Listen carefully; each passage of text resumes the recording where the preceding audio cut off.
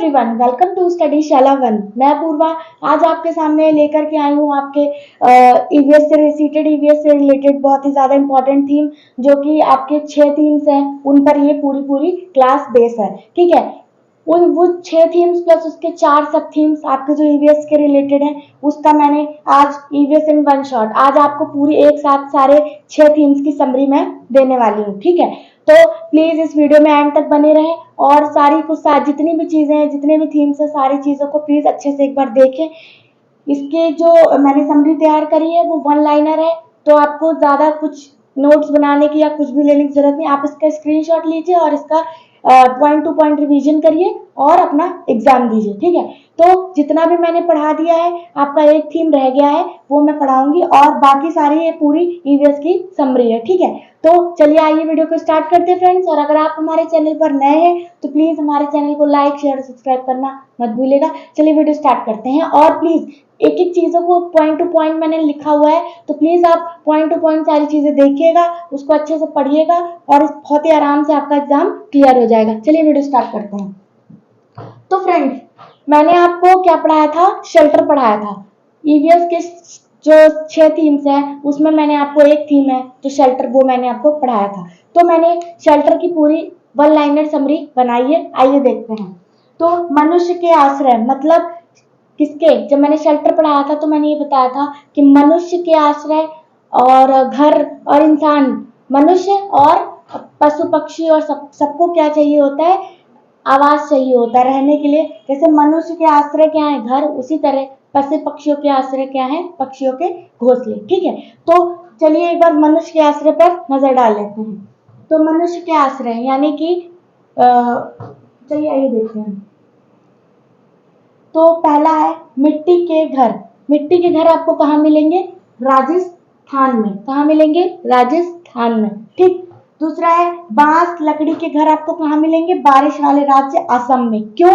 क्योंकि मैंने आपको बताया था कि असम राज्य में क्या होती है? वर्षा बहुत अधिक होती है, इस वजह से वहां पे बांस के 10 जमीन से 10 से 12 फुट क्या बनाए जाते हैं? घर ऊंचे बनाए जाते हैं, जिससे उनके घर में क्या हो?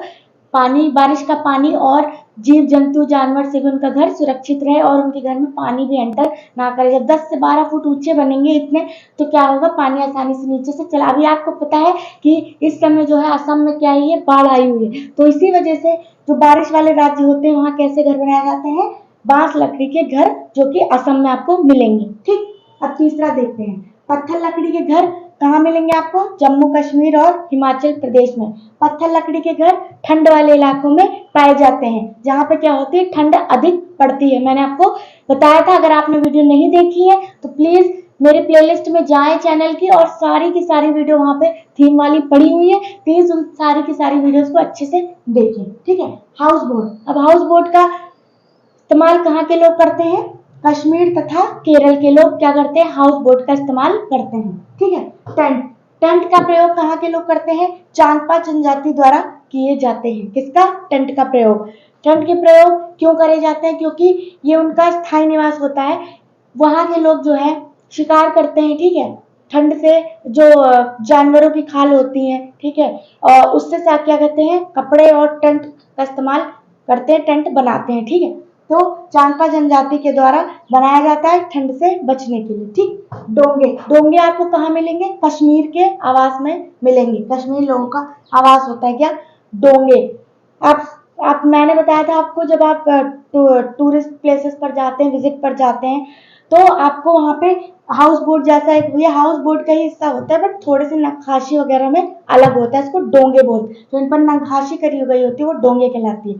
ठीक, तो हाउस बोट होती है, वहां के लोग क्या करते हैं? इसमें कमरे होते हैं, सारी चीजें उसको इस्तेमाल करते हैं, उसको रहते हैं। तो मनुष्य के आश्रय में डोंगे कहाँ पे आएंगे? कश्मीर के लोगों का निवास। तो ये 1 लाइनर है किसके लिए? मनुष्य के आश्रय, जो शेल्टर है उस पर। ठीक है, प्लीज आप इसका स्क्रीनशॉट लीजिए और इसको अच्छे से एक बार क्या करिए? रिवीजन करिए सारी चीजों का। आपको बहुत आसानी से आपका पेपर निकल जाएगा, क्योंकि 1 लाइनर ही पूछता है आपके सीटेट में। ठीक है, फैक्ट चीजें ज्यादा आती हैं। अब मधुमक्खी पालन को देखिए। मधुमक्खी पालन कब होता है? कौन से महीने में? अक्टूबर से दिसंबर तक का जो समय होता है वो क्या होता है? मधुमक्खी पालन के लिए क्या होता है? बेस्ट होता है। क्या होता है? बेस्ट होता है। किसके लिए? जो अक्टूबर से आपका दिसंबर तक का जो समय होता है वो क्या होता है? मधुमक्खी पालन के लिए होता है। सीटेड एग्जाम में क्वेश्चन यही से बनता है। ठीक है, चलिए अब अगला नेक्स्ट देख लेते हैं। अगला है हमारा, मैंने आपको मनुष्य के आश्रय बताया, मधुमक्खी पालन बताया।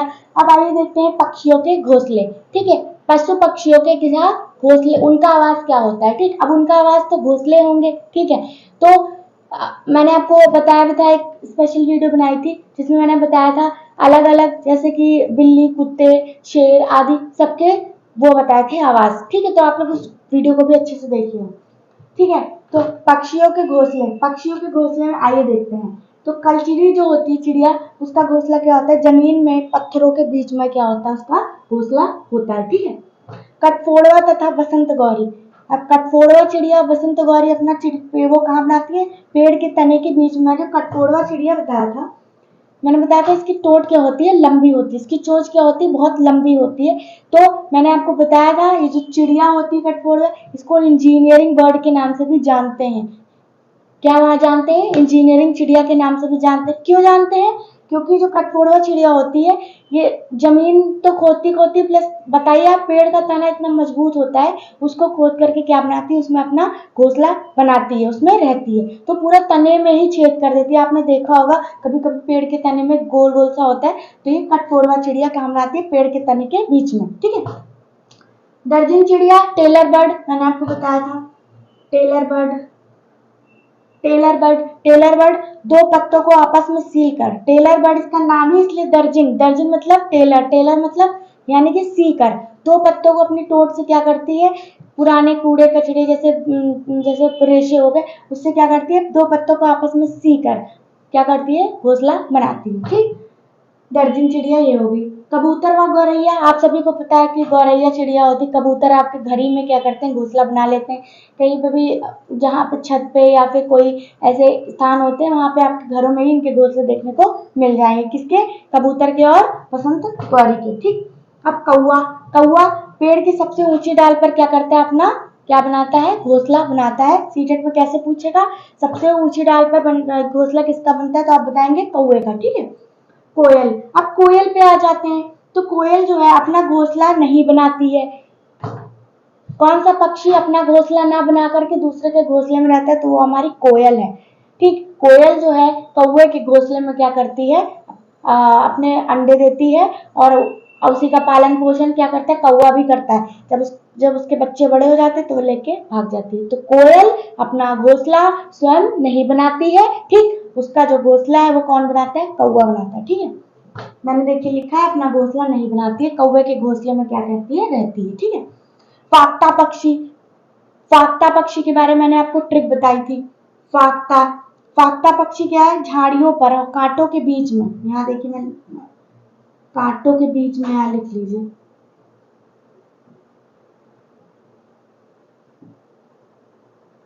ठीक है, झाड़ियों, कांटों, महीने की मेड़ पर। तो अब कांटे, अगर आप कांटों में जाएंगे तो क्या है? आपके हाथ पैर क्या हो जाएंगे? फट जाएंगे, कट जाएंगे। ठीक है, तो कांटों से आप फाख्ता को रिलेट कर लीजिए। ठीक है, तो फट जाएंगे मतलब फाख्ता पक्षी जो है क्या? झाड़ियों, कांटों और मेहंदी के मेड़ पर क्या बनाते हैं? अपना घोंसला बनाते हैं। ठीक है, अब चील, चील पे आ जाते हैं।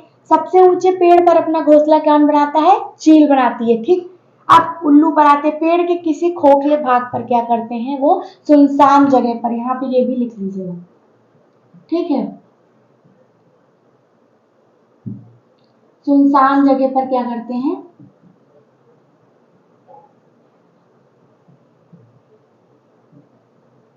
अपना घोंसला क्या करते हैं? उल्लू बनाते हैं। ठीक है, तो पेड़ के किसी खोखले भाग पर और सुनसान जगह पर। और मैंने बताया था कि उल्लू को ब्लैक, सिर्फ काला और सफेद ही दिखता है। ठीक, ब्लैक एंड व्हाइट। ठीक है, काला और सफेद। और रात्रि चर क्या होता है? ये भी लिख लीजिए,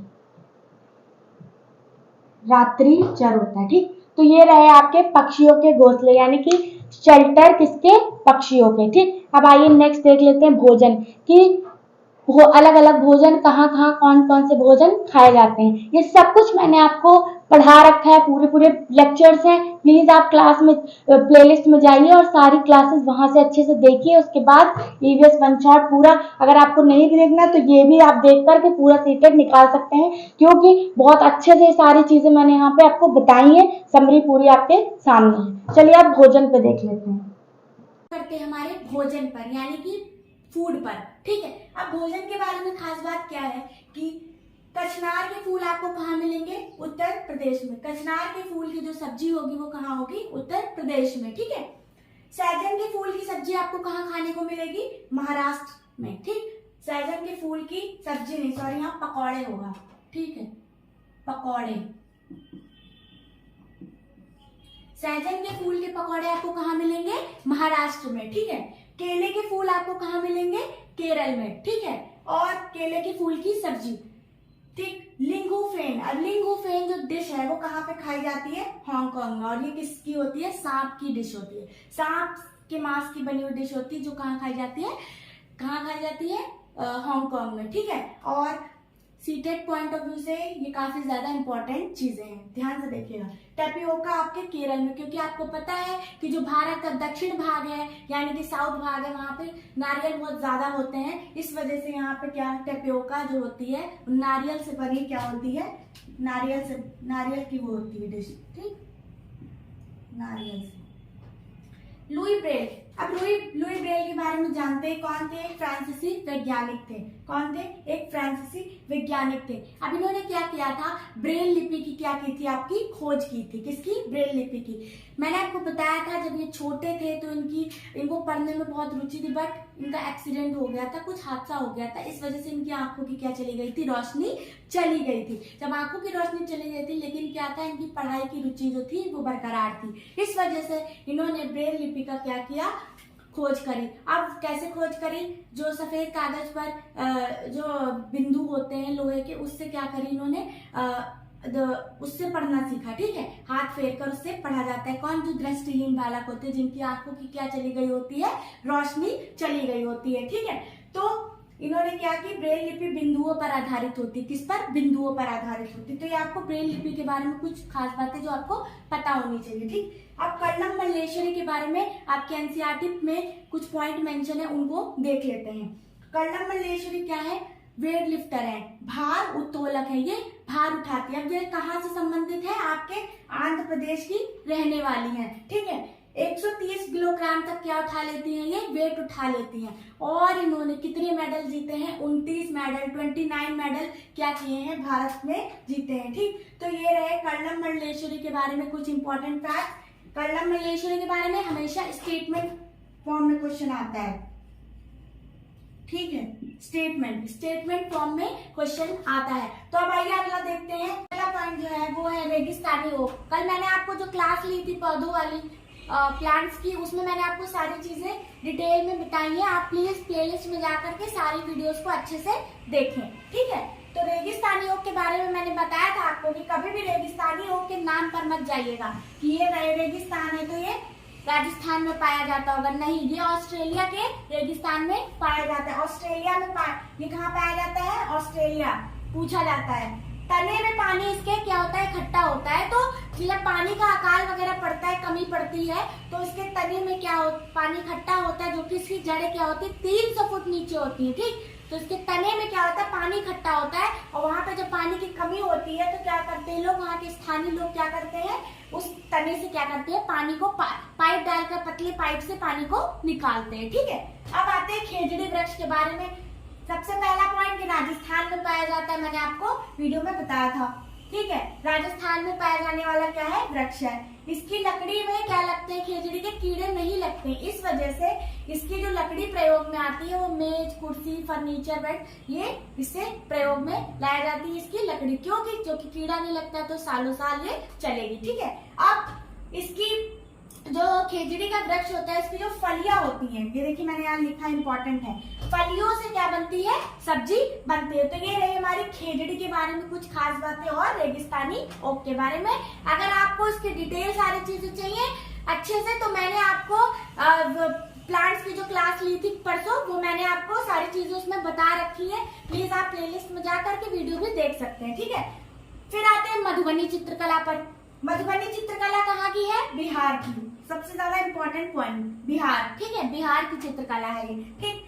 पिसे हुए चावल को भिगोया जाता है, भिगोने के बाद उसमें रंग मिलाए जाते हैं, हल्दी नील वगैरह रंग मिलाए जाते हैं, फिर उससे क्या होती है? रंगोली बनती है, चित्रकला को बनाया जाता है। अब इस चित्रकला में जानवर, पेड़ पौधे, मनुष्य आदि को क्या किया जाता है? दर्शाया जाता है। कौन सी चित्रकला में? मधुबनी चित्रकला में, ठीक है। पोचमपल्ली, आपके एनसीईआरटी में एक पॉइंट मेंशन है पोचमपल्ली। तो पोचमपल्ली कहाँ का डिस्ट्रिक्ट है? तेलंगाना, ठीक। पोचमपल्ली कहाँ है? तेलंगाना में। ज्यादातर यहाँ के लोग क्या करते हैं? परिवार जो है यहाँ के, वो क्या काम करते हैं? बुनकर, बुनाई का काम करते हैं, ठीक है। अब आइए अगला देखें। अगला हमारा पॉइंट है हाथी, यानी कि जानवरों के ऊपर। तो हाथी एक दिन में कितनी पत्ती खाता है? 100 किलो से ज्यादा क्या करता है? पत्तियां खा लेता है, क्योंकि उसका खुद का वजन कितना होता है? लगभग 300 किलो के आसपास होता है। और हाथी सिर्फ 2 से 4 घंटे ही क्या होता है? दिन में सोता है, ठीक है। हाथी झुंड में रहने वाले क्या है? जानवर, झुंड में रहते हैं। ये गंदे पानी में खेलते हैं, ठीक। झुंड की मुखिया कौन होती है? मादा हाथी, ठीक। उनके झुंड में जो भी रहते हैं उसमें क्या रहती है? मादा, यानी कि जो मादा हाथी है वो नेता होती है, मुखिया होती है, लीडर, ठीक है, लीडर होती है, ठीक। अब आइए आते हैं असम के बारे में कुछ खास बातें जान लेते हैं। तो असम में बिहू, असम में क्या मनाते हैं? बिहू त्योहार कहाँ का है? बिहू असम का है। काजीरंगा नेशनल पार्क भी असम का है, ठीक। चाय का उत्पादन में सबसे ज्यादा कौन है? असम, ठीक है। अब चींटी पे बात कर लेते हैं। तो चींटी अपनी गंध द्वारा दूसरी चींटियां क्या करती हैं? उसके पीछे पीछे जाती हैं, ठीक है। अब बाघ के बारे में बात कर लेते हैं। अंधेरे में इंसानों से 6 गुना ज्यादा क्या कर सकते हैं? बाघ देख।